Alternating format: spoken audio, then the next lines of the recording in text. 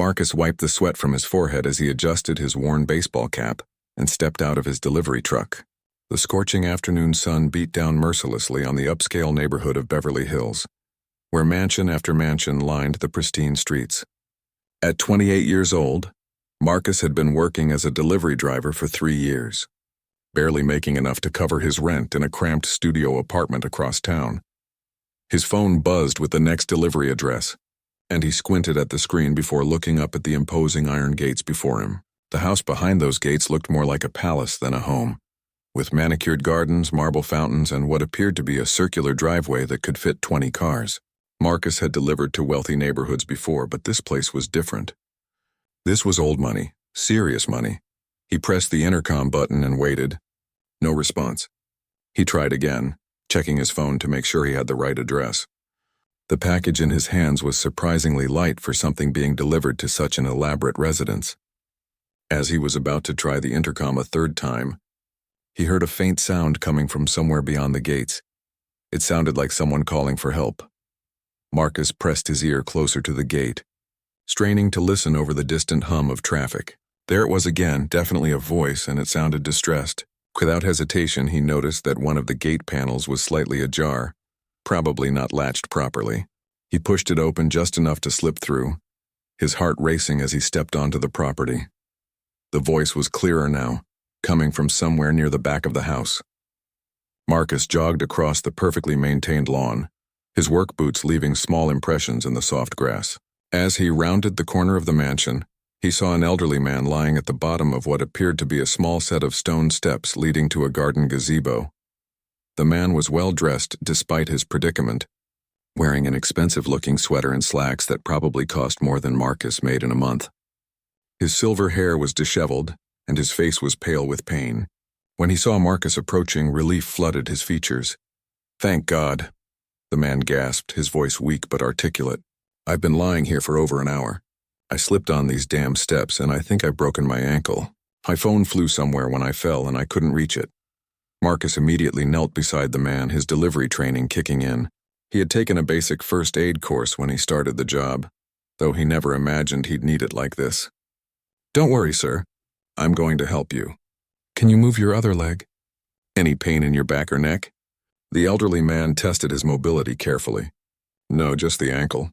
It's throbbing terribly, but everything else seems fine. You're a delivery driver?" He noticed Marcus's uniform and the package still clutched in his hand. "Yes, sir. Marcus Thompson. I was trying to deliver this package when I heard you calling for help." Marcus carefully examined the injured ankle without moving it. It was already beginning to swell and the angle looked wrong. "We need to get you to a hospital. This looks like it might be broken." "I'm William Hartford," the man said, wincing as he tried to adjust his position. "And yes, I think you're right about the break. There's a phone in the gazebo if you could retrieve it for me." Marcus quickly found the expensive smartphone lying in the grass near the gazebo steps. As he handed it to William, he noticed the man's hands were shaking slightly, whether from pain or shock, he couldn't tell. "Mr. Hartford, I think we should call an ambulance. You shouldn't be moved without proper medical equipment." William looked up at Marcus with something approaching surprise. Most people would have just called and left by now. "You don't have to stay, young man. I'm sure you have other deliveries to make." The thought hadn't even occurred to Marcus to leave. "My schedule can wait. Let me call 911 for you." He took out his own phone and dialed, giving the dispatcher the address and details about the injury. They promised an ambulance would arrive within 15 minutes. While they waited, Marcus found a cushion from the gazebo and carefully placed it under William's head. He also grabbed a decorative throw blanket to help ward off shock. The older man watched these small acts of kindness with growing interest. "You know," William said thoughtfully, "I've lived in this neighborhood for 30 years, and I don't think any of my neighbors would have taken the time you're taking. They might have called for help, but they certainly wouldn't have stayed." Marcus shrugged, uncomfortable with the praise. "Anyone would do the same thing. You're hurt and you need help. That's what matters." As they heard the sirens approaching, William grabbed Marcus's arm gently. "What's your full name again, son?" "Marcus Thompson, sir." "Well, Marcus Thompson, I want you to know that you've done something extraordinary today. Not just helping me, but the way you've helped me, with genuine concern and kindness." William reached into his wallet with some difficulty and pulled out a business card, pressing it into Marcus's hand. I'd like to repay your kindness somehow. Please call me once I'm recovered. Marcus looked at the card as the paramedics rushed through the gate. It was simple but elegant, with William's name and a phone number. Below his name it simply said Hartford Industries. Marcus had never heard of it, but something about the way William spoke suggested it was important. The paramedics worked efficiently, confirming Marcus's assessment that the ankle was indeed broken. As they prepared to transport William to the hospital, the older man called out to Marcus one more time. "Don't forget to call me, Marcus. I mean it, and thank you again." As the ambulance pulled away, Marcus stood alone in the elaborate garden, still holding the business card and the undelivered package. He had no idea that this simple act of human decency would soon transform his life in ways he could never have imagined. For now, he was just glad he had been in the right place at the right time to help someone who needed it. He walked back to his truck, finally delivering the package to a housekeeper who had appeared at the front door, wondering what all the commotion had been about. As Marcus drove away from the mansion, he tucked William Hartford's business card carefully into his wallet, thinking he might call in a few days to check on the old man's recovery. He had no way of knowing that William Hartford was one of the wealthiest and most influential businessmen on the West Coast, or that their chance encounter would soon open doors Marcus never dreamed existed. 3 days had passed since Marcus helped William Hartford, and the business card seemed to burn a hole in his wallet. He had thought about calling several times, but always talked himself out of it. What would he say? The man was probably busy with his recovery, and Marcus didn't want to seem like he was looking for some kind of reward. On Thursday evening, as Marcus climbed the narrow stairs to his studio apartment after another long day of deliveries, his phone rang. The number wasn't in his contacts, but something about it looked familiar. He answered cautiously. "Marcus Thompson?" "Yes, this is Marcus. This is William Hartford. I was hoping you'd call, but since you didn't, I decided to track you down myself." There was warmth and amusement in the older man's voice. "I hope you don't mind. I got your number from the delivery company." Marcus nearly dropped his keys. "Mr. Hartford, how are you feeling? How's your ankle?" "Much better, thanks to you. It was indeed broken in 2 places, but the doctors say I'll make a full recovery. I'm stuck in a cast for 6 weeks, but that's a small price to pay." William paused. "Marcus, I was wondering if you might have time to visit me this weekend. I have something I'd like to discuss with you." Marcus felt his heart rate pick up. "Of course, sir. Is everything okay?" "Everything's fine. Better than fine, actually. I just have a proposition I'd like to run by you. Are you free Saturday afternoon around 2?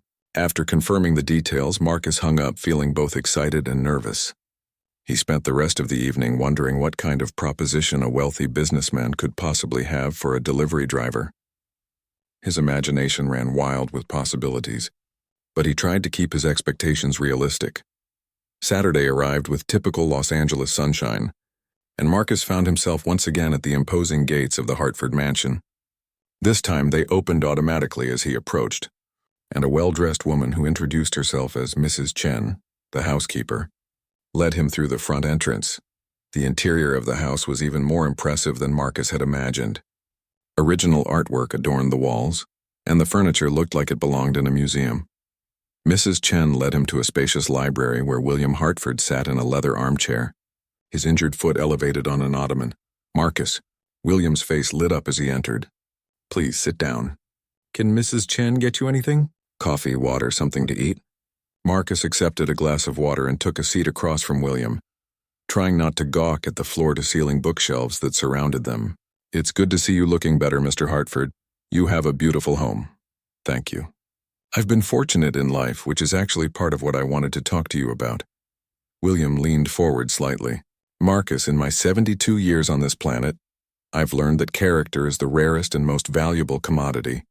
What you did for me the other day, the way you did it, tells me everything I need to know about your character." Marcus shifted uncomfortably. "I just did what anyone would do." "No, you didn't, and that's exactly my point." William smiled. "I've spent some time this week learning about you, Marcus. I hope you don't mind, but I wanted to understand who had helped me.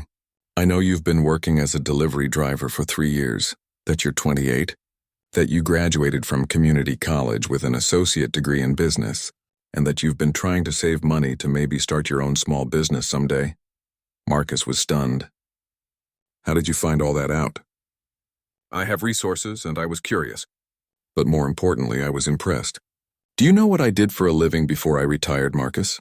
I'm not sure. Your card just said Hartford Industries. William chuckled.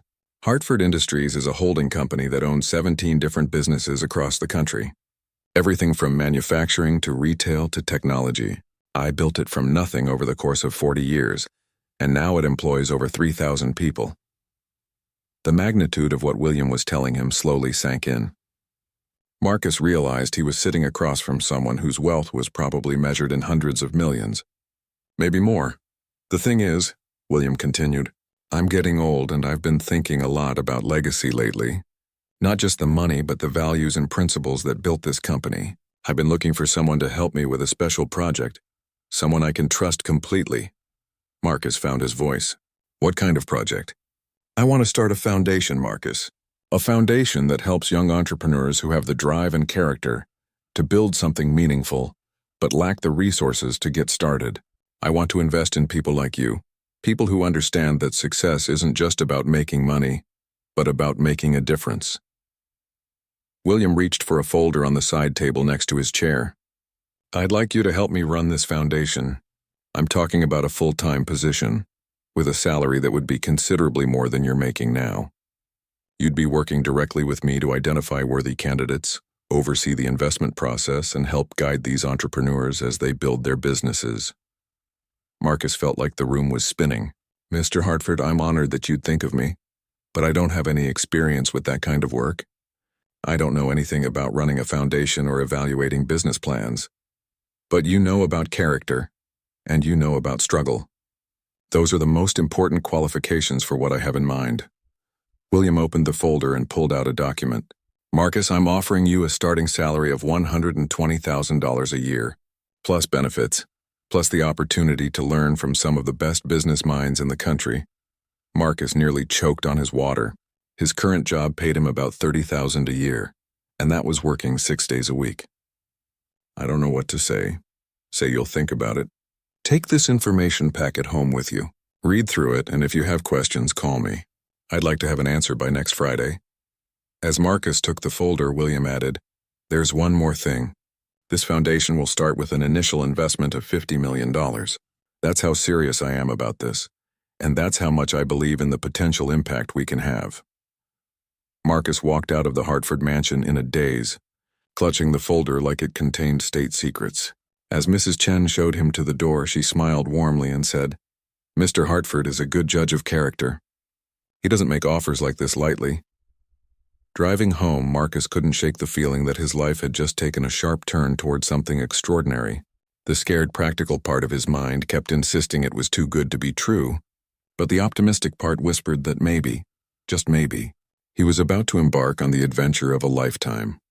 That evening, Marcus spread the contents of the folder across his small kitchen table and began to read about a future he had never dared to imagine. The foundation would be called the Hartford Initiative, and its mission was to identify and support entrepreneurs who demonstrated exceptional character alongside business potential. As he read through the detailed business plan, Marcus realized that William Hartford wasn't just offering him a job. He was offering him a chance to change other people's lives the same way his own life was about to change.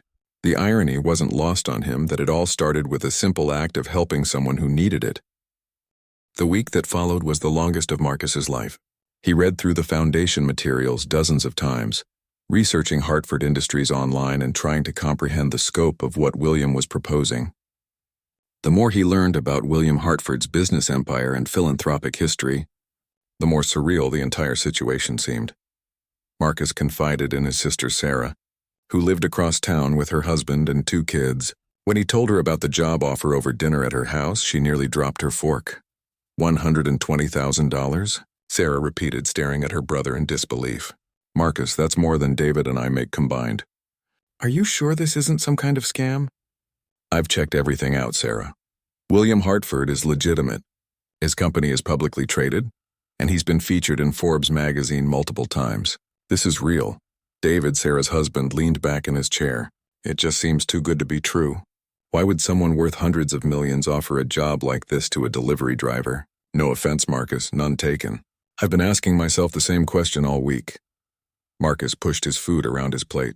But I keep coming back to what he said about character. Maybe that's really what matters to him. Sarah reached across the table and squeezed her brother's hand. Marcus, you've been struggling to make ends meet for years. You've been talking about starting your own business since college, but you never had the capital or the connections. This could be your chance, but what if I fail? What if I'm not cut out for this kind of work?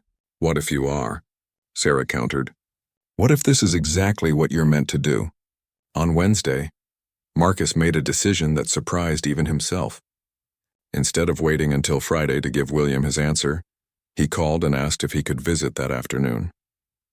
He needed to have one more conversation before committing to such a life-changing opportunity. William welcomed him back to the library, where he was going through what appeared to be financial documents. His ankle cast was propped up on the ottoman, and he looked pleased to see Marcus earlier than expected. I hope this means you have good news for me, William said, gesturing for Marcus to sit down. Actually, I have questions, and I need to be completely honest with you about something. William raised an eyebrow. I appreciate honesty. Go ahead. Marcus took a deep breath. Mr. Hartford, I'm grateful for this opportunity. More grateful than I can express. But I need to understand why you're really doing this. I've spent the week researching your company and your background, and nothing I've found explains why you'd offer this position to someone with my limited qualifications. William was quiet for a moment, studying Marcus with those sharp, intelligent eyes. Finally, he nodded approvingly.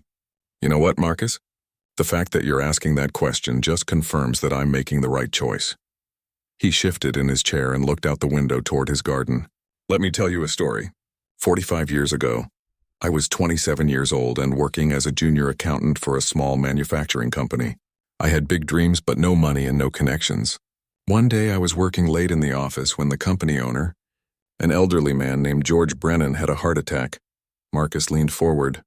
Intrigued by the parallel, I was the only one in the building. I performed CPR until the paramedics arrived, and I stayed with George at the hospital until his family could get there.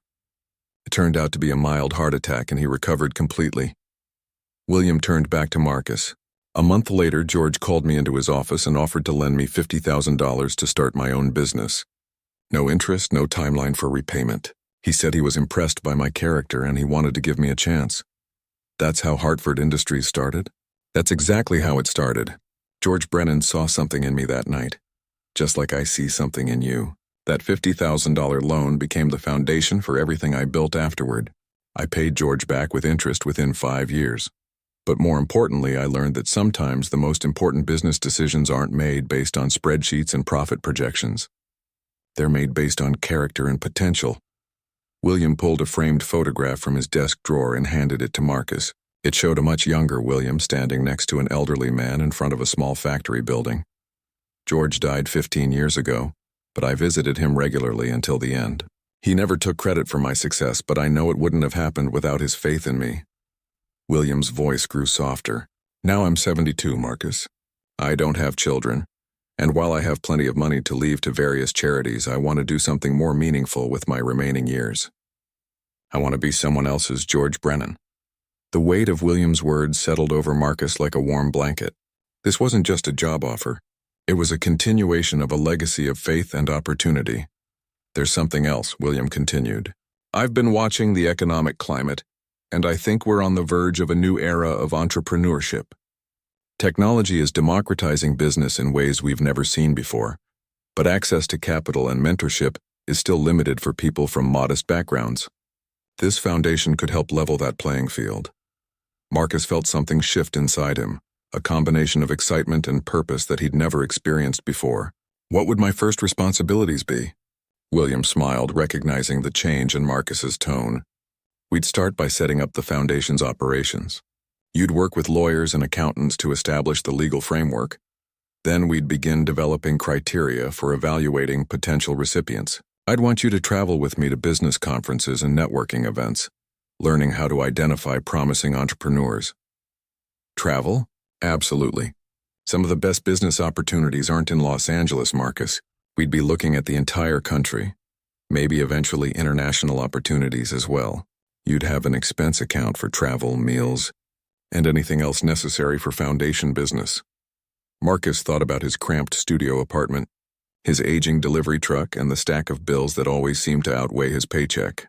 Then he thought about the possibility of traveling the country, meeting innovative entrepreneurs and helping them achieve their dreams. "Mr. Hartford," Marcus said finally, "I accept your offer. I want to be part of the Hartford Initiative." William's face broke into a wide grin, and he struggled to his feet to shake Marcus's hand. "Outstanding. I was hoping you'd say that. When can you start?" "I need to give my current employer 2 weeks' notice." "Would that work?" "Perfect. That gives us time to set up your office space and begin the legal paperwork." William sat back down, already reaching for a notepad. "Mrs. Chen will provide you with contact information for my lawyers and financial advisors. You'll be meeting with them next week to begin the incorporation process." As Marcus prepared to leave, William stopped him one more time. "Marcus, I want you to know that this is just the beginning. If the foundation is successful, and I believe it will be, there will be opportunities for you to advance within Hartford Industries as well.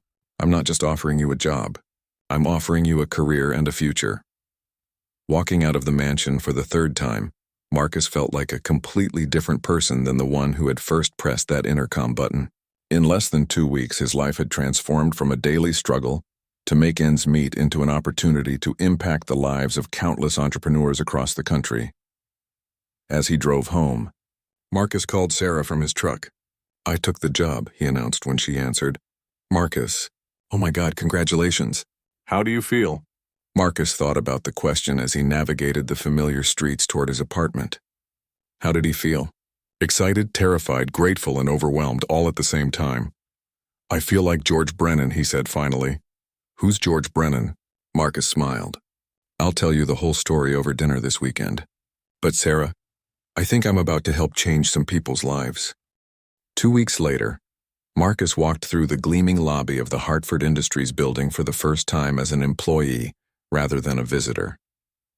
The 40-story glass tower in downtown Los Angeles housed the headquarters of William's business empire, and Marcus couldn't help but feel slightly overwhelmed as he rode the elevator to the 38th floor. The Hartford Initiative had been given an entire suite of offices, complete with a conference room, a small library, and individual offices for Marcus and the assistant William had hired to help with administrative duties. Marcus's office overlooked the city, with floor-to-ceiling windows that provided a panoramic view he never could have imagined having. "Impressive, isn't it?" William appeared in the doorway, moving more easily now with the help of a walking cane instead of crutches. "I wanted you to have a space that reflects the importance of what we're doing here." Marcus turned from the window, still wearing the expression of someone who couldn't quite believe where he was. "It's incredible, Mr. Hartford. I keep thinking I'm going to wake up and find out this is all a dream. Call me William, please. We're partners in this venture." William moved to the conference table and spread out several documents. "And I have something that will make it feel very real. Our legal team finished the incorporation paperwork yesterday. The Hartford Initiative is officially a registered nonprofit organization." Over the next hour, William walked Marcus through the foundation structure and initial funding. The $50 million had been transferred into the foundation's accounts, and they had received approval from the IRS for their tax-exempt status. Marcus learned that he would have significant autonomy in identifying and vetting potential recipients, with William serving as the final approval authority for investments over $100,000. "I want you to start by traveling to 3 cities: Austin, Denver, and Portland," William explained, pointing to locations marked on a map. "These are all known for their entrepreneurial communities, and I want you to get a feel for what kinds of opportunities exist. Attend some startup networking events, visit co-working spaces, talk to people." Marcus made notes as William spoke, trying to absorb the magnitude of his new responsibilities. "What should I be looking for specifically?" "Character first, always. Business potential second. We're not looking for the next Facebook or Google, Marcus. We're looking for people who want to build sustainable businesses that will employ others and contribute to their communities. Look for entrepreneurs who have a clear vision, but lack access to traditional funding sources." The next month passed in a whirlwind of activity. Marcus traveled to Austin first, where he spent a week immersing himself in the local startup scene. He attended pitch competitions, visited incubators, and met dozens of entrepreneurs working on everything from sustainable energy solutions to innovative food delivery services. In Austin, he met Elena Rodriguez, a former teacher who had developed an app to help students with learning disabilities improve their reading comprehension. She had been rejected by traditional investors because her market was considered too niche. But Marcus saw the passion in her eyes when she talked about the difference her technology could make in children's lives. Denver introduced him to David Kim, a military veteran who wanted to start a company that provided job training and placement services for other veterans struggling to transition to civilian careers. David had the expertise and the drive, but banks wouldn't approve a loan for someone with limited business experience. Portland yielded the most surprising discovery.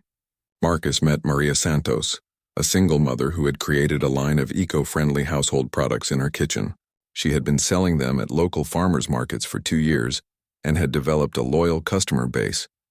But she lacked the capital to scale her production and distribution. Each entrepreneur Marcus encountered had a compelling story and a solid business foundation, but all had been overlooked by traditional funding sources for various reasons. Too small, too risky, too unconventional, or simply lacking the network connections that opened doors in the investment world. When Marcus returned to Los Angeles after his 3rd trip, he was excited to present his findings to William. They met in the conference room, where Marcus had prepared detailed profiles of 12 potential recipients across the 3 cities. "These are exactly the kinds of people I was hoping you'd find," William said, reviewing Elena's materials. "Tell me about your conversation with her." Marcus described his 2-hour meeting with Elena, during which she had demonstrated her app and shared feedback from teachers and parents who had seen remarkable improvements in their students and children.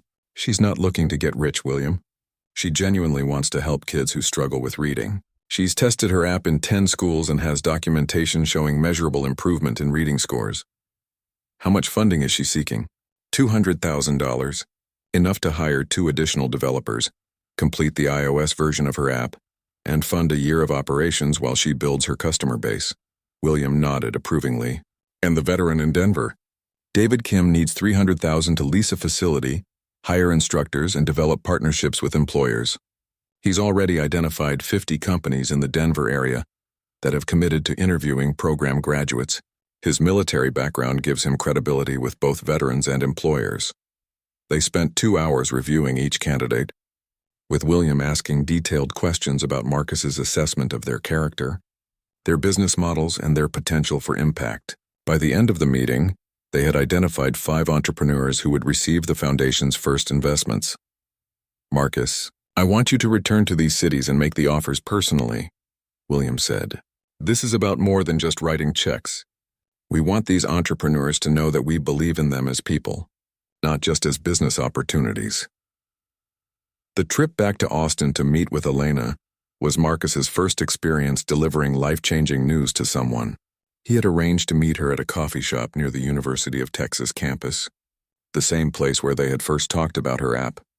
When Marcus explained that the Hartford Initiative wanted to invest $200,000 in her company, Elena's initial reaction was stunned silence. Then tears began streaming down her face. "Are you serious? This is really happening?" "It's really happening, Elena. William Hartford believes in your vision, and so do I. We think what you're doing has the potential to help thousands of children across the country." Elena composed herself and immediately began talking about her plans for expanding the app's capabilities and reaching more schools. Her enthusiasm was infectious, and Marcus found himself getting caught up in her excitement about the potential impact. The meeting with David Kim in Denver was equally emotional.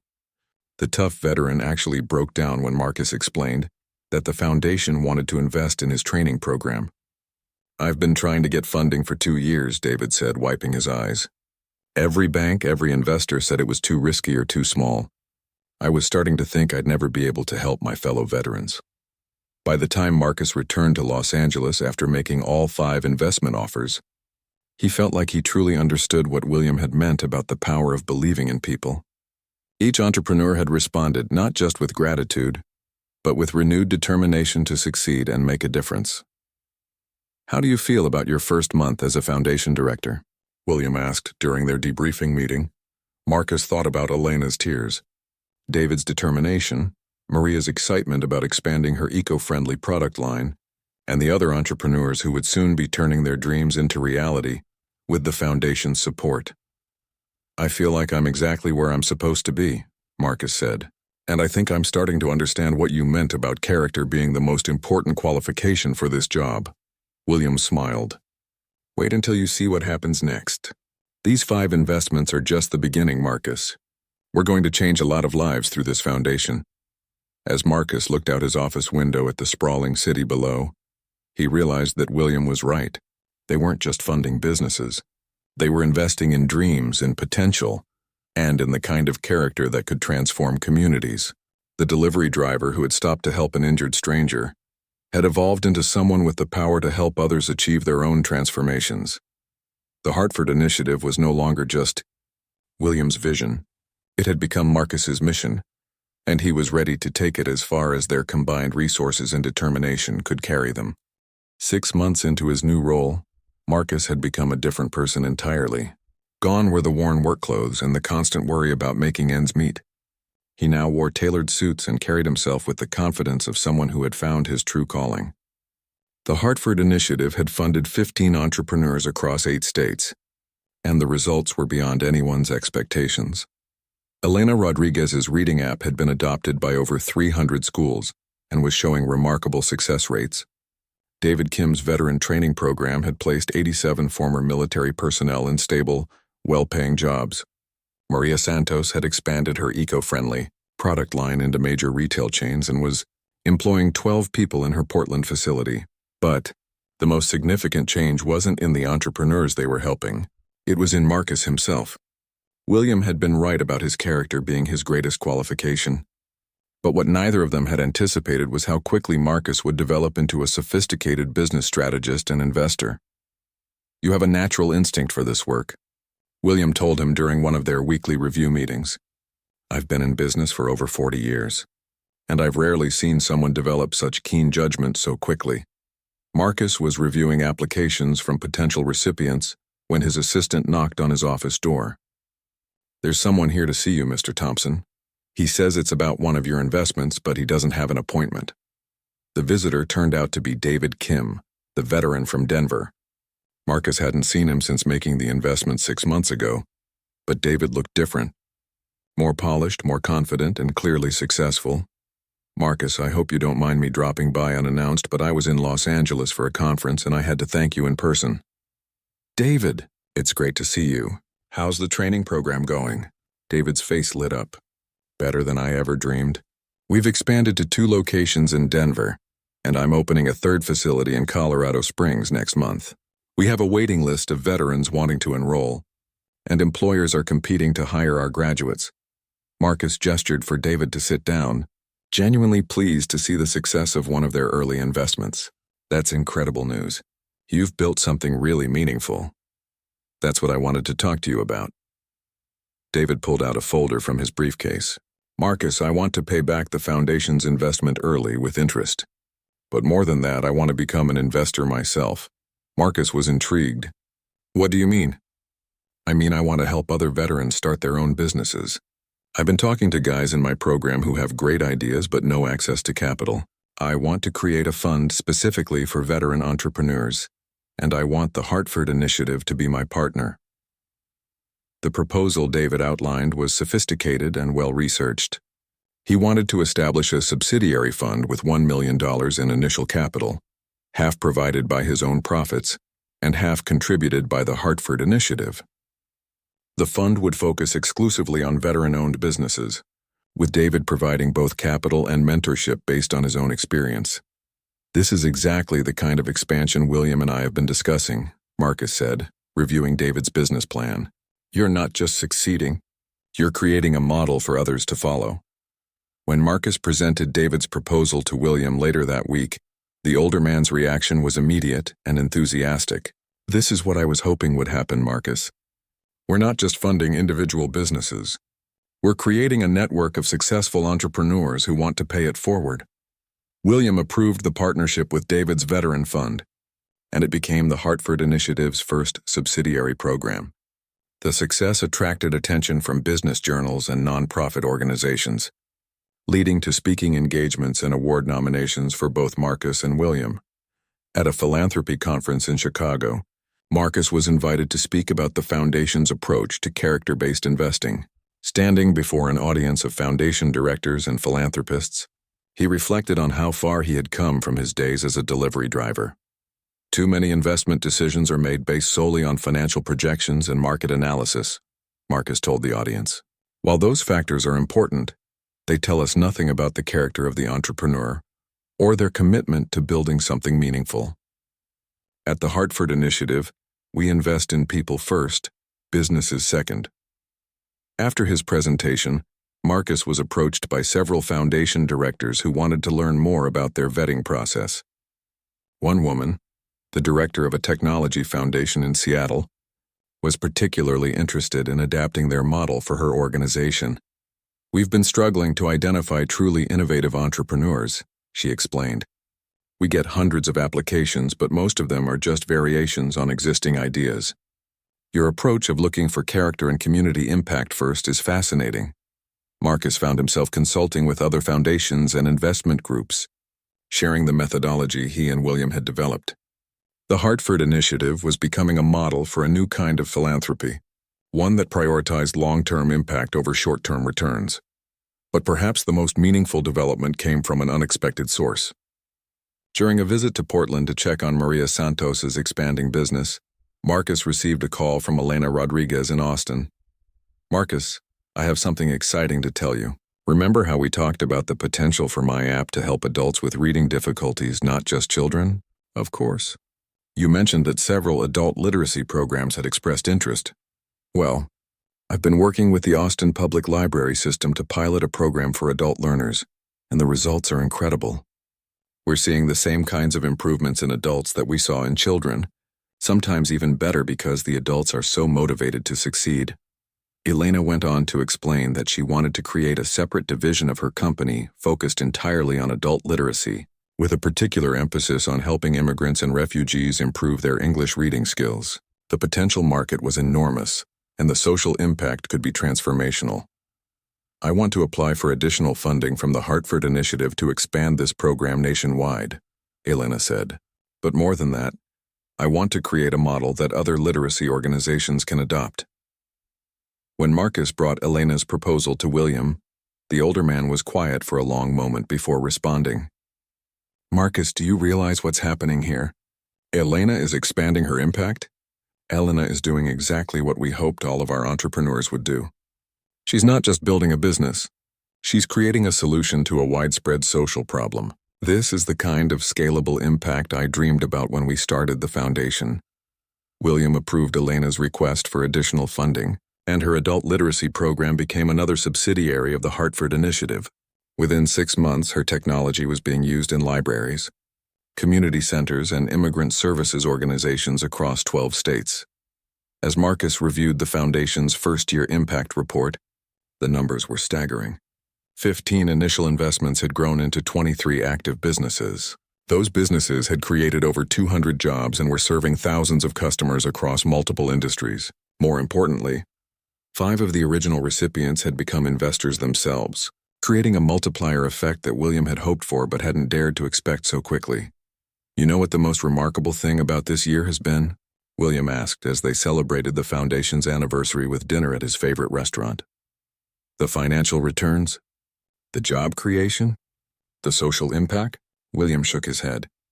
"The most remarkable thing has been watching you become the leader I saw in you that first day. You've evolved from someone who helped one person in need to someone who has created a system for helping hundreds of people achieve their dreams." Marcus looked around the elegant restaurant, thinking about all the entrepreneurs whose lives had been changed by the Hartford Initiative. Then he thought about his own transformation from a delivery driver worried about paying rent to a foundation director with the power to change lives. "William, I have a confession to make." "What's that?" "Sometimes I still can't believe this is my life. 6 months ago, I was delivering packages and barely making ends meet. Now I'm running a foundation that's changing people's lives across the country." William smiled. "Marcus, that's exactly why this all worked. You never forgot where you came from or what it feels like to struggle. That empathy, combined with your natural business instincts, is what makes you so effective at identifying entrepreneurs worth investing in." As they finished dinner, William pulled out an envelope and handed it to Marcus. "This is for you. Don't open it now. Wait until you get home." Marcus tucked the envelope into his jacket pocket, curious but respecting William's request. It wasn't until he was back in his new apartment, a spacious two-bedroom place with a view of the city, that he opened it. Inside was a letter from William and a document that made Marcus's hands shake as he read it. William had gifted him a 10% ownership stake in the Hartford Initiative, making Marcus not just an employee, but a true partner in the foundation's future. The letter explained William's reasoning. "You have proven that my initial instinct about your character was correct, but you have exceeded every expectation I had about your potential. This foundation is as much yours now as it is mine, and I want that to be reflected legally as well as practically." As Marcus sat in his comfortable living room, looking out at the city lights below, he thought about the chain of events that had brought him to this moment. A simple act of kindness had led to an opportunity that transformed not just his own life, but the lives of dozens of entrepreneurs and hundreds of their employees and customers. The delivery driver who had stopped to help an injured stranger had become a philanthropist and business leader, but more importantly, he had become someone who understood the power of believing in people's potential and giving them the opportunity to prove themselves. 2 years after that fateful afternoon in William Hartford's garden, Marcus stood before a packed auditorium at Stanford University, delivering the keynote address at the National Entrepreneurship Conference. The former delivery driver now commanded the attention of some of the most influential business leaders in the country, sharing insights about character-based investing and sustainable philanthropy. The Hartford Initiative had grown beyond anyone's wildest expectations. What started as a $50 million foundation had expanded into a network of subsidiary funds, partner organizations, and affiliated entrepreneurs across 23 states. The original 15 investments had generated a ripple effect that had created over 800 jobs and supported thousands of customers and beneficiaries. "The most important lesson I've learned," Marcus told the Stanford audience, "is that the best investment opportunities often come disguised as the riskiest ones. Traditional investors passed on every single one of our most successful recipients because they didn't fit conventional metrics for success." In the audience, Marcus spotted several familiar faces. Elena Rodriguez sat in the front row, having flown in from Austin, where her literacy technology company now employed 47 people and served educational institutions across North America. David Kim was there too, representing his Veteran Entrepreneur Fund, which had grown to support over 200 veteran-owned businesses. After his presentation, Marcus was approached by a young woman who looked remarkably familiar. Though he couldn't place her immediately, "Mr. Thompson, I'm Jessica Chen. I was wondering if I could speak with you about a potential investment opportunity." The name clicked. "You're Mrs. Chen's daughter, aren't you? From William's house?" Jessica smiled. "That's right. My mother has told me so much about you and Mr. Hartford. I'm a recent graduate from UCLA with a degree in environmental engineering, and I've developed a technology for converting food waste into biodegradable packaging materials." As Jessica explained her business concept, Marcus found himself impressed by both her technical knowledge and her passion for environmental sustainability. Her mother's influence was evident in her character and work ethic, and her business plan addressed a significant environmental problem with an innovative solution. "Have you applied for funding through traditional channels?" Marcus asked. "I've tried, but most investors want to see existing revenue or a larger market validation before they'll consider funding a company in the pre-revenue stage. I need about $400,000 to build a pilot facility and conduct large-scale testing." Marcus smiled, recognizing the familiar pattern of a promising entrepreneur being overlooked by conventional funding sources. "Jessica, I'd like you to prepare a formal application for the Hartford Initiative. I think your project might be exactly what we're looking for." The irony of potentially investing in the daughter of the woman who had first welcomed him into William's home wasn't lost on Marcus. It felt like a perfect example of how the foundation's impact continued to ripple outward in unexpected ways. Later that evening, at the conference's closing dinner, Marcus received a call that would once again change the trajectory of his life. William Hartford was calling from his doctor's office with news that was both sobering and transformative. Marcus, I need to share something with you. I've been diagnosed with early-stage Parkinson's disease. It's manageable for now, and I have many good years ahead of me, but it's made me think seriously about succession planning for the foundation. Marcus felt his heart sink. William had become not just a mentor but a father figure, and the thought of him facing a serious health challenge was difficult to process. What can I do to help? Do you need to reduce your involvement with the foundation? Actually, just the opposite. I want to accelerate our expansion plans. I want to see the Hartford Initiative become a national model for character-based investing, while I'm still able to be fully involved. William paused.